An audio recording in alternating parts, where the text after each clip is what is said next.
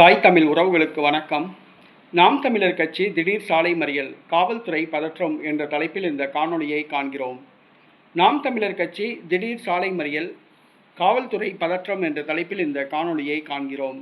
நேற்றைக்கு முன்தினம் தமிழ்நாடு சட்டசபை தேர்தல் வாக்குப்பதிவு நடைபெற்றது. தஞ்சாவூர் மாவட்டம் பாபநாசம் தொகுதியில் போட்டியிடும் நாம் தமிழர் கட்சி வேட்பாளர் அனீஸ் பாத்திமா நிறைமாத கர்ப்பிணி வாக்குச்சாவடிக்கு வாக்குப்பதிவை பார்வையிடச் சென்றபோது காவல்துறையினர் கழுத்தில் அணிந்திருந்த துண்டை எடுத்துவிட்டு செல்லுமாறு கூறினர். அதன்படி சென்றார். ஆனால் வாக்குச்சாவடிக்குள் திமுக வழக்கறிஞர் விஜயகுமார் உதயசூரியன் சின்னத்தை பேட்ஜை அணிந்திருந்தார். காவல்துறையினரிடம் கூறினர். காவல்துறையினர் எச்சரித்து அனுப்பினர். மேலும் ஆத்திரமடைந்த விஜயகுமார் 200க்கும் மேற்பட்ட குண்டர்களை அழைத்து வந்து அனீஸ் பாத்திமா நிறைமாத கர்ப்பிணி மீது கொடூரமான முறையில் தாக்குதல் நடத்தினார். கர்ப்பிணி பெண் அனீஸ் பாத்திமா நிலைகுலைந்து விழுந்தார்.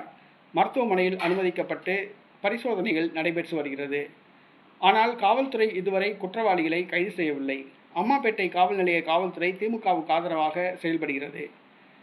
ஏறத்தாழ 48 மணி நேரம் ஆகிவிட்டது. இன்னும் காவல்துறை குற்றவாளிகளை கைது செய்யவில்லை. அனீஸ் பாத்திமா மீது கொடூரமான முறையில் தாக்குதல் நடத்திய காவலர்களை கைது செய்ய கோரி இன்று நாம் தமிழர் கட்சியினர் அம்மாபேட்டை காவல் நிலையத்தை முற்றுகையிட்டனர். தற்பொழுது சாலை மறியலில் ஈடுபட்டு வருகின்றனர். அம்மாபேட்டையில் பதற்றம் ஏற்பட்டுள்ளது. பொதுவாக காவல்துறை தேர்தல் நேரங்களிலாவது நடுநிலையாக இருக்க வேண்டும். மற்ற நேரங்களில் ஆளுங்கட்சிக்கு சாதகமாக காவல்துறை இருப்பார்கள். ஆனால் தேர்தல் நேரங்களிலாவது காவல்துறை நடுநிலையாக இருக்க வேண்டும். அதுதான் இயல்பு. மற்ற நேரங்களில் உங்களை மிரட்டி காவல்துறை திமுகவுக்கு கைப்பாவையாக தான் இருப்பீங்க. தேர்தல் நேரங்களிலாவது தயவு செஞ்சு காவல்துறை நடுநிலையாக இருக்க பழகிக்கோங்க.